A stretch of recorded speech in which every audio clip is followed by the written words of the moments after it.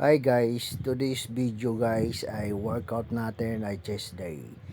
So matagal tayo hindi nakapag-upload ng video guys. So busy tayo. So tumataba na tayo guys. So workout na naman tayo.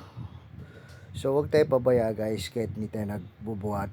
So kailangan ang pagkain natin pa rin. So pang ano pa rin, malinis pa rin guys. So huwag tayong pabaya ha. So ngayon guys, tuturuan ko kayo magbuhat ng chest workout na saglit lang. So focus tayo guys sa upper chest. So dalawang upper chest natin guys. Ayan. Isang split machine at dito sa may dumbbell guys, sa incline dumbbell. So 15 reps pag magaan pa. So pag mabigat guys, so kahit hanggang kaya nyo na lang. Basta i-feel lang natin yung bigat guys. Kailangan feel nyo sa muscle nyo. So ito yung pangatlong workout natin. So barbell to. Barbell flat bench. Okay. So dito guys, kailangan sapul na sapul yung workout nyo sa chest. So ganoon lang mga kabakal ang workout natin. So sa mga beginners natin guys, kailangan focus kayo sa workout nyo. At then sa pagkain nyo guys. So ito naman yung decline ko. So dito ko na tinira to sa machine na yan guys. So pwede naman doon sa tangin ng ubo to, ang kulit ah. So balik tayo guys sa decline. So ito guys, pwede kayo sa dumbbell at pwede kayo sa barbell. So incline. So doon ako tumira sa machine. So ito naman yung workout natin guys sa cable. So dito guys, medyo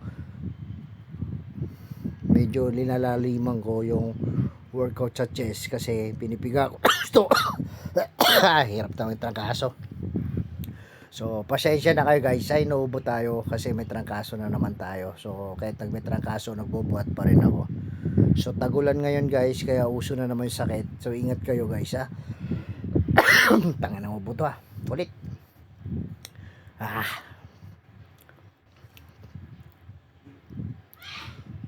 So yun lang guys, sa mga followers natin guys, na try nyo tong workout natin guys, solid to.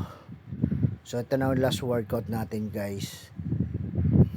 Okay, so tumataba na naman tayo guys. So kailangan natin yan para mag-bulk.